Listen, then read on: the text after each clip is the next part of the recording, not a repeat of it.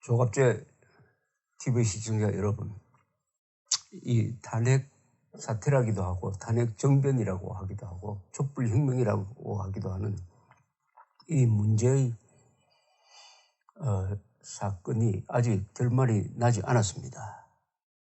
박근혜 전 대통령은 파면된 이후에 지금 감옥에서 재판을 받고 있는데 1차 구속기간 끝나는 6개월이 지나도 선고가 나오지 않아서 그 연장을 해가지고 그 연장이 참 문제 많은 연장입니다.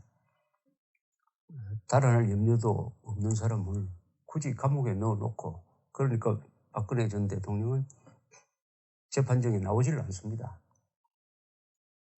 말하면 불공평하다는 것이죠. 이 재판 자체가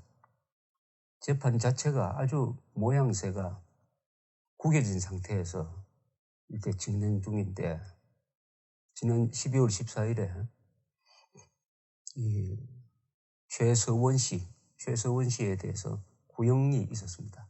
징역 25년형이었습니다.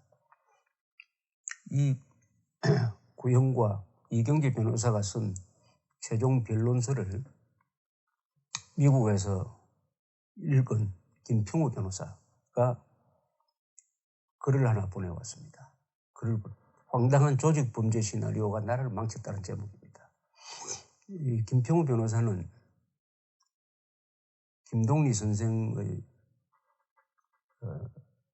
아들 되시고, 그리고 대한변협 회장을 역임한 분인데, 자기가 자원을 해가지고 미국에 있다가 작년에 귀국을 해서 박근혜 전 대통령의 탄핵 재판에 변호인으로 참여를 했고, 거기서 아주 한국 법치사에 남을 만한 화제의 변론을 한 1시간 남짓한 분입니다. 그 동영상은 지금도 화제가 되어서 돌아다닙니다. 그 동영상을 본 분들이 재판과 법률은 이렇게 쉽게 설명하니까 이해가 간다, 재미가 있구나, 공부가 된다, 막 이런 반응입니다.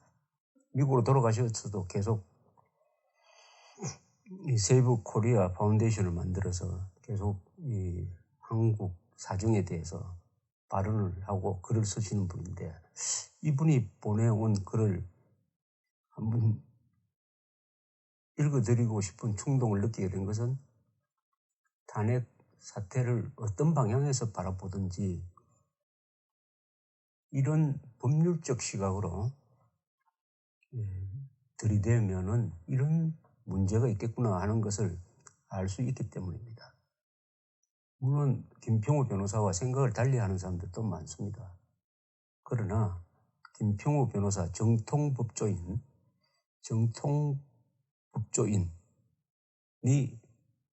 문제의식을 가지고 이 탄핵 정변의 전반적 과정을 법률적으로 헌법의 눈을 가지고 정리를 하면은 이렇게 되는구나 하는 점에서 한번 참고는 될 것이라고 생각을 합니다. 제가 읽어드리겠습니다. 김평우 변호사가 여기 안 계시니까 제가 마침 대동하는 셈입니다.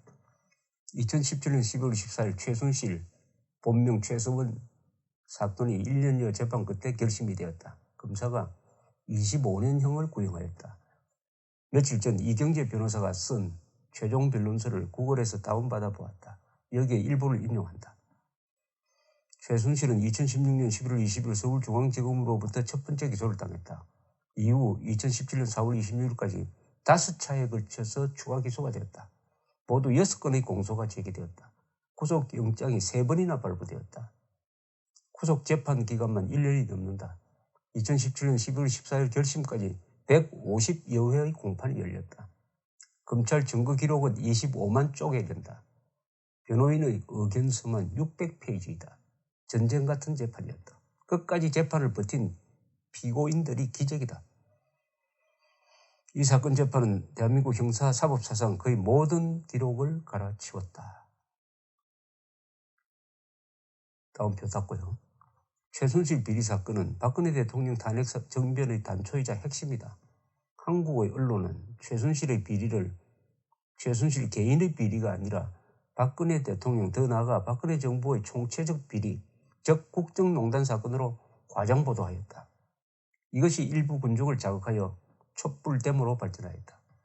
만일 여기서 끝났다면 최순실 사건은 과거의 광우병 보도나 세월호 보도처럼 언론의 허위 과장 보도가 반정부 촛불데모를 일으켜 정부를 퇴진 일보 전의 막다른 궁지로 몰고 갔다가 대통령이 사과하고 야당에게 큰 선물 하나 주어서 결국 넘어간 일회성 광란, 일회성 광풍으로 끝났을 것이다. 지금쯤 국민들은 최순실이라는 이름도 까맣게 잊었을지 모른다.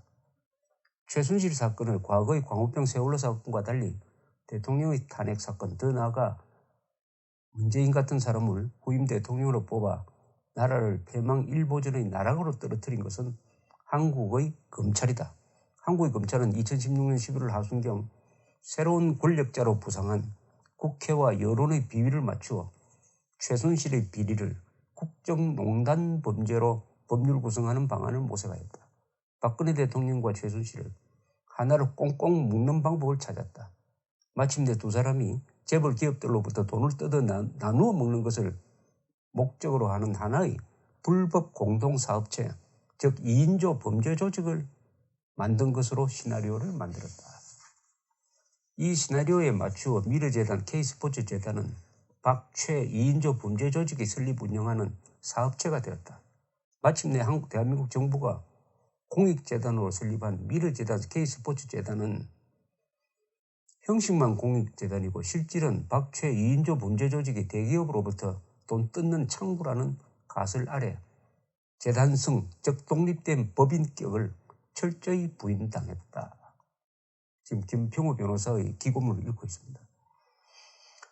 이어가겠습니다. 그래서 한국의 검찰은 박근혜 대통령과 최순실을 경제 공동체라는 법률 사전에도 없는 신조 법률 용어를 만들어서 두 사람에게 직권남용죄, 강요죄, 뇌물죄의 공동정범 책임, 즉 연대 형사 책임을 뒤집어 씌운 것이다. 이는 한국의 언론이 멋대로 만든 국정농단죄라는 법전에 없는 새로운 범죄 유형에다가 검찰이 법률의 옷을 입힌 것이다. 이렇게 해서 2012년 12월 대한민국 국민이 선거로 뽑은 박근혜 대통령은 하루아침에 파렴치한 2인조 범죄 조직의 수괴로 전락하였다. 그런데 대통령 박근혜와 민간인 최순실 두 사람만으로 재벌 기업체의 돈을 뜯는 깡패 조직으로 몰기엔 논리상 허점이 있다. 박최 두 사람과 재벌 기업을 연계시키는 연결고리가 필요하다. 그래서 찾아낸 것이 안종범 경제수석이다. 한국의 검찰은 안종범 수석을 끌어들여 안종범 수석을 2인조 범죄 조직과 재벌 기업들을 연계시키는 연결고리 역할을 맡겼다. 법적으로는 박근혜 대통령과 최순실 두 수계의 하수인, 즉 종범으로 법률 구성했다. 이렇게 해서 박최 2인조 깡패 조직은 박최안 3인조 마피아 조직으로 확대되었다. 그 결과 박근혜 대통령, 안종범 수석이, 최순실, 이 세 사람들은 자신들이 만져보지도 구경도 못한 미르재단, K스포츠재단의 설립자본금 760억 원의 실질상 소유주로 둔갑하였다. 그리고 엄연히 합법적인 설립 목적과 설립 절차를 마친 공익재단, 미르재단, K스포츠재단은 졸지에 범죄단체의 사업체가 되어 불법단체로 해산 절차를 밟고 있다. 이러한 황당한 시나리오를 꾸미기 위해 한국의 검찰은 갖가지 억지와 편법, 장교의 말장난을 부렸다. 먼저 박 대통령과 안종범이 계엄 총수를 만난 목적은 정례적이고 관리적인 정부 기업 간의 업무 협의가 아니라 박최안 범죄 조직이 미르재단, K스포츠재단의 기본 재산을 출연받는다는 명목하에 재벌 기업들로부터 돈을 뜯어내는 공갈범죄, 뇌물범죄의 현장이 되었다. 참석자들이 모두 그런 것이 아니라고 항변해도 소용없다. 검찰이 참석자들의 마음을 모두 꿰뚫어 보았다. 증거 없이 직관으로 피의자, 피고인의 마음을 읽는 소위 독심술이다. 증거가 없을 때 한국의 판검사들이 즐겨 쓰는 전가의 보도이다. 이어서 박 대통령과 안종범이 기업 총수들을 만나 재단 설립에 참여할 것을 강요하였다고 우겼다. 역시 아무런 증거도 없다. 그러나 상관없다. 강요냐 아니냐는 증거가 아니라 판검사들이 여러 정황을 종합하여 판단하면 된다. 이 역시 한국의 검찰과 법관이 증거가 약하면 즐겨 쓰는 종합심정판단법이라는 법률 기술이다. 물론 이 수법은 판검사 영감님들만 쓸 수 있다. 변호사나 당사자가 쓰면 당장 금방지다고 불호령이 나온다.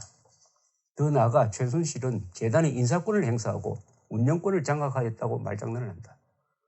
물론 이는 법률적으로 말이 안 된다. 재단의 인사권, 운영권은 재단 정관상 이사회가 갖고 행사하며 공익재단은 감독관청의 승인을 받는데 어떻게 이사도 아닌 최순실이 마음대로 인사권, 운영권을 행사한단 말인가. 그러나 한국의 판검사들은 상관하지 않는다.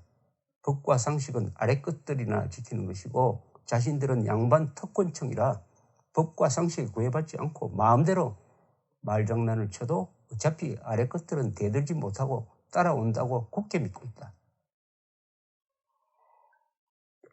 한국의 언론들이 자기들은 아무리 과장 허위 보도를 해도 언론의 특권이라고 우기는 것과 같다. 결론은 15 내지 16대 대기업이 출연한 760억 원을 박최안 세 사람이 이득하였다는 것이다. 이 역시 황당한 이야기다. 돈은 재단의 장부에 있는데 어떻게 박최안 3인이 이득을 한단 말인가. 그러나 상관없다. 검찰, 법관, 영감님들이 그렇다고 결론을 내서는 그만이지. 아래 것들이 감히 토를 다느냐고 윽박지르면 변호사들이 다 무서워서 찍소리도 못한다. 지금 김평우 변호사가 미국에 서서 보낸 탄핵 사건 수사 재판 과정에 대한 비평 기사를 제가 읽어드리고 있습니다. 계속하겠습니다. 한마디로 논리도 없고 증거도 없고 법리도 없고 상식도 없다. 있는 것은 오로지 무지와 오만과 억지, 궤변, 호통뿐이다. 박근혜 대통령에 대하여는 헌법 제84조의 대통령은 재직 중 내란 외환의 죄를 범한 경우를 제외하고는 형사소출을 받지 않는다는 규정 때문에 최순실, 안종범과 같이 구속 기소하지 못한 것이다.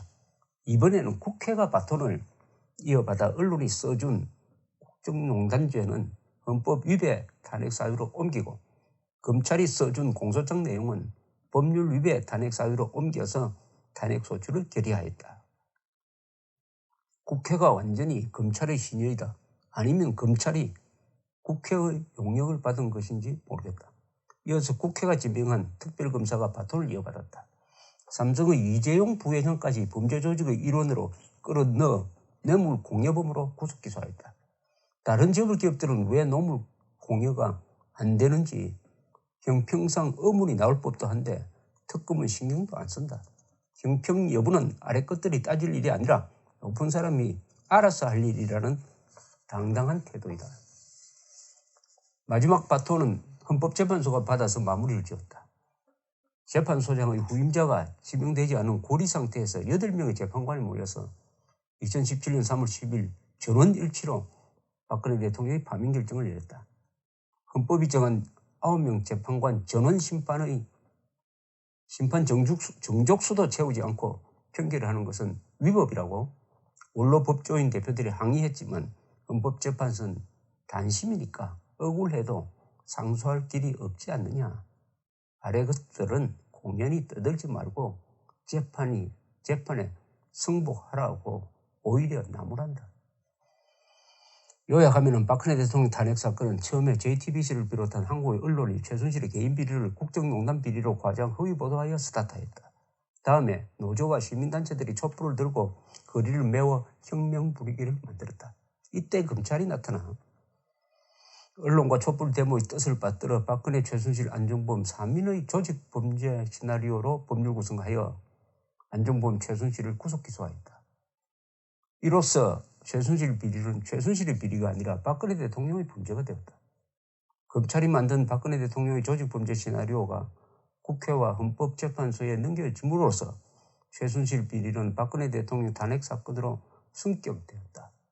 국회와 헌법재판소가 검찰의 이 황당한 박안최 조직범죄 시나리오를 압도적 다수와 전원일치로 받아들여 탄핵 정결이 마침내 성공하였다.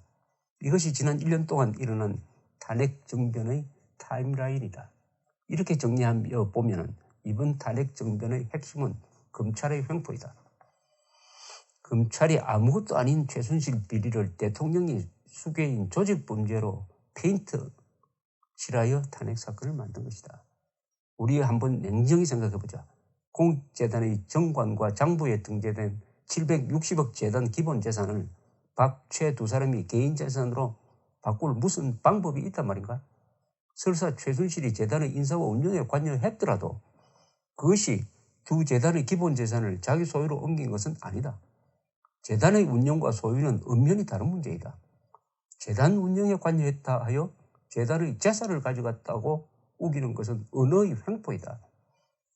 지금 김평우 변호사가 미국에 서서 보낸 이 탄핵 정변 사태에 대한 분석글을 제가 읽어드리고 있습니다. 계속해서 읽겠습니다. 미르재단, K스포츠재단을 사유화시키자는 범죄 음모를 박, 안, 최 세 명이 언제 어디서 어떤 형식으로 하였단 말인가.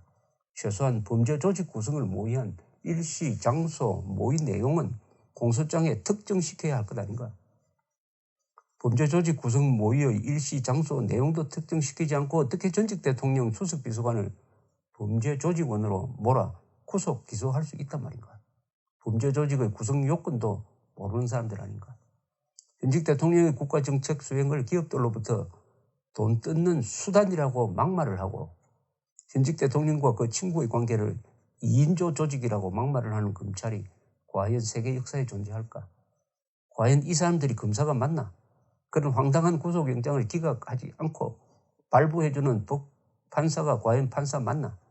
그런 황당한 공소장을 각 하나 수정토록 지시하지 않고 1년 이상 재판하는 판사들이 과연 판사가 맞나?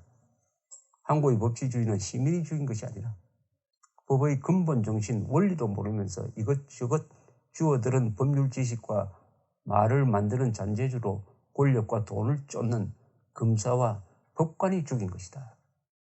나라의 심장인 청와대를 범죄 조직으로 공표하고 나라의 대통령을 범죄 조직의 수괴로 모는 검사, 법관, 국회가 지배하는 나라, 과연 이것이 내 나라인가? 대한민국은 근대법치 시민국가가 아니다. 언론, 국회, 검찰, 법원, 학자 등 말과 문자를 가지고 노는 문신, 양반 특권 계급들이 국민과 법 위에 군림하여 허구한 날 거짓말과 사기, 음해, 모략, 억지, 떼쓰기의 혀놀림과 글쓰기로 당정 싸움과 세도 정치를 하여 나라를 멸망시켰던 조선 왕조의 연장이다. 시대에 뒤진 이 양반 특권 계급들을 깨끗이 청산하는 시민 법치혁명이 일어나야 한다. 나는 그 혁명을 기다리며 준비하련다. 나는 내가 한국의 판사였고 변호사인 것이 부끄럽다. 박근혜 대통령, 안종범 수석비서관, 최순실 세 분께 무릎을 꿇고 대신 사죄를 드린다. 2017년 12월 21일 김평우 변호사. 전 대한변협 회장, 한국의 법치주의는 죽었다. 저자. 이렇게 되어 있습니다. 자세한 것을 보시려면 조갑제닷컴으로 들어가서 프린트해서 읽어보시기 바랍니다. 법률 공부가 좀 될 것입니다. 김평우 변호사의 생각에 동의하든 동의하지 않든 오늘의 지난 1년간의 이 탄핵 사태를 들여다볼 수 있는 하나의 표준적 문서가 될 것이라고 생각됩니다. 감사합니다.